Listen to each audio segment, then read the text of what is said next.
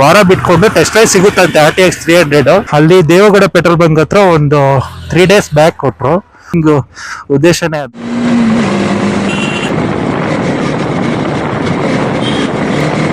ಲೋಕಿಯಲ್ಲಿ ತೋರಿಸ್ತಾ ಇದೆ, ಈಗ ಎಷ್ಟು ದೂರ ಹೋಗುತ್ತೋ ಗೊತ್ತಿಲ್ಲ.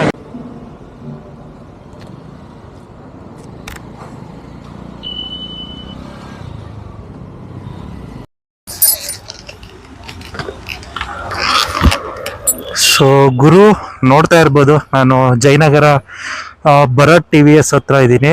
ಇಲ್ಲಿ ಬಂದ್ಬಿಟ್ಟು ಯಾವುದೇ ರೀತಿ ಟೆಸ್ಟ್ ಡ್ರೈವ್ ಇಲ್ಲವಂತೆ RTX 300 ಬಂದು. ಅಲ್ಲಿ ದೇವಗಡ ಪೆಟ್ರೋಲ್ ಬಂಕ್ ಹತ್ರ ಒಂದು 3 days ಬ್ಯಾಕ್ ಕೊಟ್ಟರು.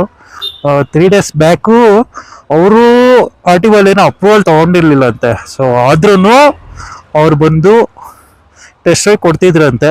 ಸೊ ಏನೋ ಫೈನ್ ಹಾಕಿದ್ದಾರೆ ಅಂತ ಹೇಳಿದ್ರು ಇವರೇ TVS ಭರತ್ TVS ಅವರು. ಸೊ ಇನ್ನೊಂದು ಸ್ವಲ್ಪ ದಿವಸ ಬಿಟ್ಟು ಒಂದು ವಾರ ಬಿಟ್ಕೊಂಡು ಟೆಸ್ಟ್ ಡ್ರೈವ್ ಸಿಗುತ್ತಂತೆ RTX 300. ಸೊ ನೋಡ್ತಾ ಇರ್ಬೋದು, ನಾನು ಹಿಮಾಲಯ ಆ್ಯಕ್ಚುಲಿ ನಾನು ADV ಇಟ್ಕೊಂಡಿದ್ದೀನಿ. ADV ಅಡ್ವಾಂಟೇಜ್ ಏನಂದರೆ, ಸೊ ರೋಡ್ ಹಿಂಗೆ ಇರಬೇಕು ಹಂಗೆ ಇರಬೇಕು ಅಂತ ಏನಿಲ್ಲ. ಸೊ ಈ ಇಂಡಿಯನ್ ರೋಡ್ಸ್ಗೆ ಇಲ್ಲೇ ನೋಡ್ತಾ ಇರ್ಬೋದು, ಈ ರೋಡ್ ನೋಡಕ್ ಚೆನ್ನಾಗಿದೆ. ಎಲ್ಲ ನೋಡಿ, ಗುಂಡಿ ಪ್ಯಾಥಲ್ಸ್ ಆಗಿರ್ಬೋದು, ಅದು ಇದು ಇರುತ್ತೆ.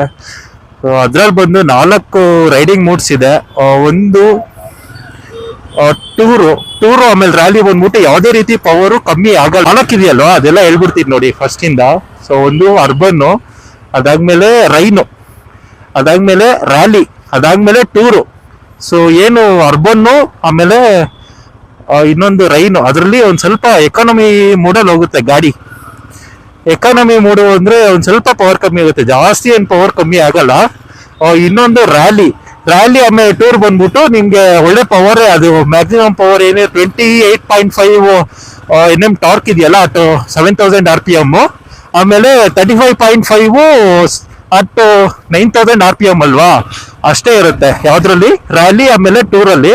ರ್ಯಾಲಿನಲ್ಲಿ ಏನು ಅಂದ್ರೆ ಇಲ್ಲಿ ಕ್ರೂಸ್ ಕಂಟ್ರೋಲ್ ಇದೆ, ಅದು ವರ್ಕ್ ಆಗಲ್ಲ. ರ್ಯಾಲಿನಲ್ಲಿ ಇನ್ನೊಂದೇನು ಅಂದ್ರೆ ರೇರ್ ABS ವರ್ಕ್ ಆಗಲ್ಲ. ಯಾಕೆ ಅಂದ್ರೆ ಅದು ಇದು 5 ಇಂಚು ಇನ್ಸ್ಟ್ರೂಮೆಂಟ್ ಕ್ಲಸ್ಟರ್ ಇದೆಯಲ್ಲ. ಸೊ ಆ ಕ್ಲಸ್ಟರ್ ಅಲ್ಲಿ ಒಂದು ಬ್ಯಾಕ್ಗ್ರೌಂಡ್ ಇಲ್ಲ, ಬ್ಯಾಗು ಬೆಟ್ಟ ಗುಡ್ಡ ಅದೆಲ್ಲ ಬರುತ್ತೆ. ಸೊ ಅದೇ ರ್ಯಾಲಿ ಮೋಡಲ್ಲಿ ಬಿದ್ದಿದೆ ಅಂತ ಅದ್ ನೋಡಿದ ತಕ್ಷಣನೇ. ರ್ಯಾಲಿ ಮೋಡಲ್ಲಿ ರೇರ್ ABS ಇರಲ್ಲ, ಆಮೇಲೆ ಕ್ರೂಸ್ ಕಂಟ್ರೋಲ್ ಏನೋ ವರ್ಕ್ ಆಗಲ್ಲ ಮೇ ಬಿ. ಇನ್ನೊಂದು ಟೂರಲ್ಲಿ ವರ್ಕ್ ಆಗುತ್ತೆ. ಟೂರಲ್ಲಿ ಯಾಕೆಂದ್ರೆ ಟೂರಿಂಗ್ ಉದ್ದೇಶನೇ ಅದು ಅಲ್ವಾ, ಕ್ರೂಸ್ ಕಂಟ್ರೋಲ್ ಇರಬೇಕು ಅಂತ, ಅದು. ಆಮೇಲೆ ಫ್ಯೂಯಲ್ ಟ್ಯಾಂಕ್ RTX 300 ಬಂದ್ಬಿಟ್ಟು 12.5 ಬರುತ್ತೆ ಫುಲ್ ಟ್ಯಾಂಕ್ ಲೆವೆಲು.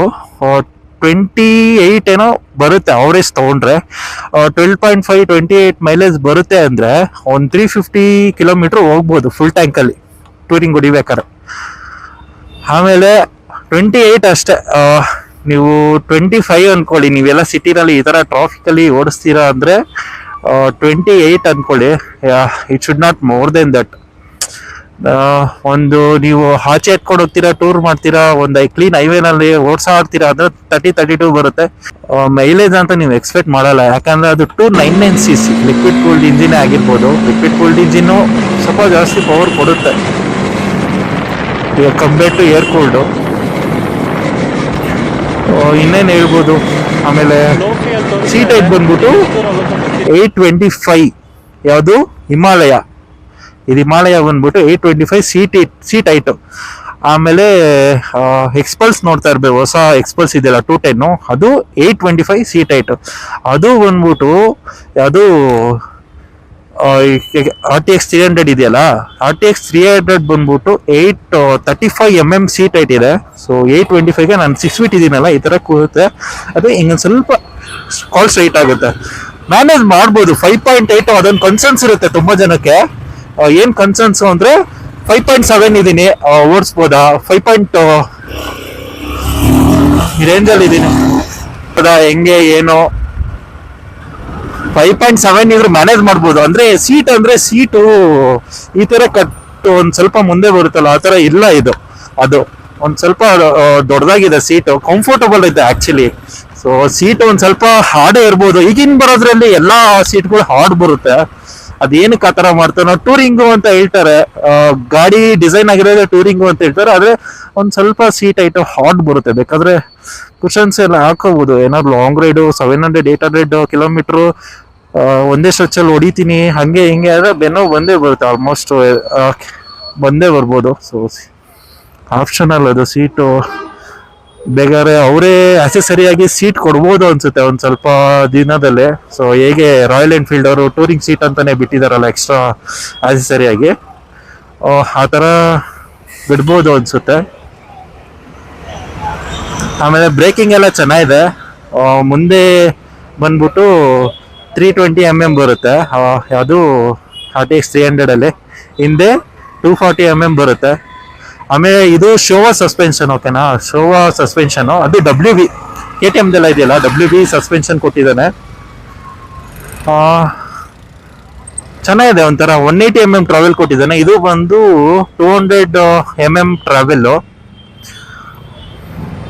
ಆಮೇಲೆ ಗ್ರೌಂಡ್ ಕ್ಲಿಯರೆನ್ಸ್ ನೋಡ್ತಾ ಇರ್ಬೋದು. ನಮ್ ಗ್ರೌಂಡ್ ಕ್ಲಿಯರೆನ್ಸ್ ಜಾಸ್ತಿ ಅನ್ಸುತ್ತೆ, ಯಾಕಂದ್ರೆ ಇದು 21 ಇಂಚ್ ಅಲ್ವಾ, ಅದು ಒಂದ್ ಸ್ವಲ್ಪ ದೊಡ್ಡದು ಅನ್ಸುತ್ತೆ. ಇಲ್ಲೂ ಒಂದ್ ಸ್ವಲ್ಪ ಗ್ಯಾಪ್ ಜಾಸ್ತಿ ಅನ್ಸುತ್ತೆ.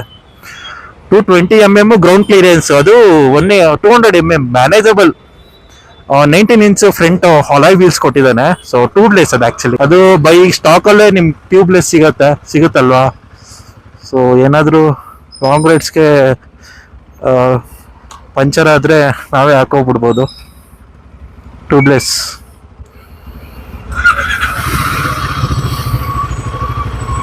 ಆಮೇಲೆ TVS ಸ್ಮಾರ್ಟ್ ಕನೆಕ್ಟ್ ಅಂತ ಆ್ಯಪ್ ಇದೆ. ಓಕೆ, ಅದೇನು ಅಂದ್ರೆ ನಂದು ಇದೆಯಲ್ವಾ, ಇದು ಈ ಡಿಸ್ಪ್ಲೇ ನಲ್ಲೇ ಮ್ಯಾಪ್ ಬರುತ್ತೆ. ಓಕೆನಾ, ಅದು ಸೇಮ್ ಅದೇ ತರ ಸ್ಕ್ರೀನ್ ಮಿರರ್. ಸೊ ಇದ್ರಲ್ಲಿ ಏನು ಮಿರರ್ ಆಗ್ತಿರುತ್ತೆ ಅದ್ರಲ್ಲೂ ಮಿರರ್ ಆಗ್ತಾ ಇರುತ್ತೆ. ಆದ್ರೆ ಫೋನು ಲಾಕ್ ಆಗಿರುತ್ತೆ. ಸ್ಕ್ರೀನ್ ಮಿರರಿಂಗ್ ಆಪ್ಷನ್ ಇದೆ. ಆಮೇಲೆ ತುಂಬಾ ಆಪ್ಷನ್ಸ್ ಇದೆ. ಈ ಇಂಟೆನ್ಸಿಟಿ ಬರುತ್ತಲ್ವಾ, ಇದ್ರಲ್ಲಿ ಜಾಯ್ಸ್ಟಿಕ್ ತರ ಕೊಟ್ಟಿದ್ದಾನೆ. ಇಲ್ಲೇನ್ ಜಾಯ್ಸ್ಟಿಕ್ ಇದೆಯೋ ಅಲ್ಲೂ ಅದೇ ಬಟನ್ಸ್ ಕೊಟ್ಟಿದ್ದಾನೆ. ಅದು ಈ ತರ ಮಾಡ್ಕೊಂಡು ನಾವು ಲೈಟ್ ಇಂಟೆನ್ಸಿಟಿ ನಿಮ್ಗೆ ಎಷ್ಟು ಬೇಕೋ ಅಷ್ಟು ಕಡಿಮೆ ಇಟ್ಕೋಬಹುದು, ಜಾಸ್ತಿ ಇಟ್ಕೋಬಹುದು. ಇಲ್ಲಾಂದ್ರೆ ಅಂದ್ರೆ ಗಾಡಿ ಆಫ್ ಮಾಡ್ತೀವಲ್ಲ, ಈ ತರ ಆಫ್ ಮಾಡ್ತೀವಿ. ಆಫ್ ಮಾಡಿದಾಗ ಎಷ್ಟೊತ್ತು ಆನ್ ಆಗ್ಬೇಕು. ಆ ಹೆಡ್ಲೈಟ್ ಇದೆಯಲ್ಲ ಫ್ರಂಟ್, ಸೇಮ್ ಹೆಡ್ಲೈಟ್ ನೋಡಿದ್ರೆ ಟೈಗರ್ 900 ಅದು ನೋಡ್ದಾಗ ಅನ್ಸುತ್ತೆ. ಸೊ ಆ ಹೆಡ್ಲೈಟ್ ಏನಿದೆಯೋ ಆ ಹೆಡ್ಲೈಟ್ ಅದೇ ಟೈಗರ್ ಹೆಡ್ಲೈಟ್ ಅಲ್ಲ.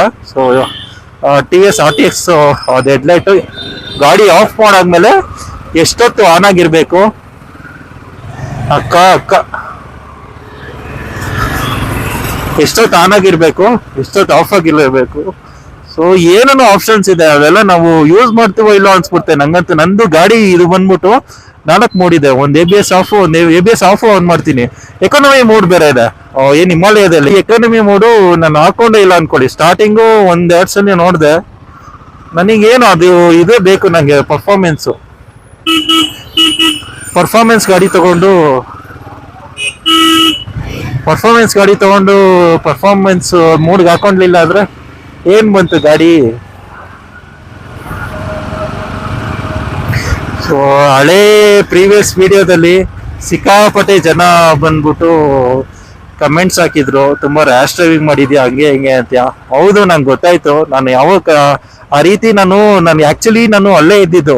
ಆ ರೋಡ್ ಹೆಂಗೆ ಏನು ಅಂತ ನಂಗೆ ತುಂಬಾ ಚೆನ್ನಾಗಿ ಗೊತ್ತು, ಆದ್ರೆ ಓಡಿಸ್ಬಾರ್ದಿತ್ತು. ಸೊ ಅದು ಟೆಸ್ಟ್ ಡ್ರೈವ್ ಗಾಡಿ ಅಂದಿದ್ದು ಒಂದು ಚೂರು ಮ್ಯಾಕ್ಸಿಮಮ್ ಲಿಮಿಟ್ ಹೊಡೆದೆ ನಾನು. ಯಾಕೆ ಅಂದ್ರೆ ಅದು ಹೆಂಗೆ ವಿಸ್ಟ್ಯಾಂಡ್ ಆಗುತ್ತೆ, ಕೆಪಾಬಿಲಿಟಿ ಇದೆಯಾ, I am testing the capability, that's it. ಅದು ಹೆಂಗೆ ವಿಸ್ಟ್ಯಾಂಡ್ ಆಗುತ್ತೆ.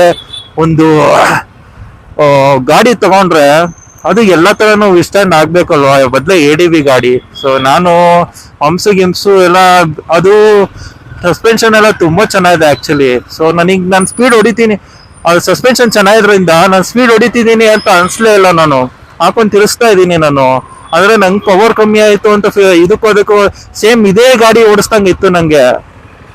ಯಾವಾಗ ಇದೇ ತರ ಗಾಡಿ ಓಡಿಸಿದ್ ಏನೋ ಅಂಡರ್ ಪವರ್ ಅನಿಸ್ತಿದೆಯಲ್ಲ ಅಂತ ಹೇಳ್ಬಿಟ್ಟು ನಾನು ತುಂಬಾ ತಿರುಗಿಸ್ತಾ ಇದ್ದೀನಿ ಆಕ್ಸಿಲೇಟರ್ನ ಹೋಗ್ಲಿ ಪುಷ್ ಮಾಡ್ತಾ ಇದ್ದೀನಿ ಮ್ಯಾಕ್ಸಿಮಮ್ ಲಿಮಿಟ್ ಅವ್ರಿಗೆ. ಹೊಡಿಬಾರ್ದಿತ್ತು. ತುಂಬಾ ಜನ ಅವ್ರದ್ದು ಡ್ರೀಮ್ ಬೈಕ್ ಆಗಿದ್ರಿಂದ ಎಲ್ಲೋ ಒಂದ್ ಕಡೆ ಟ್ರಿಗರ್ ಆಗೇ ಆಗುತ್ತೆ.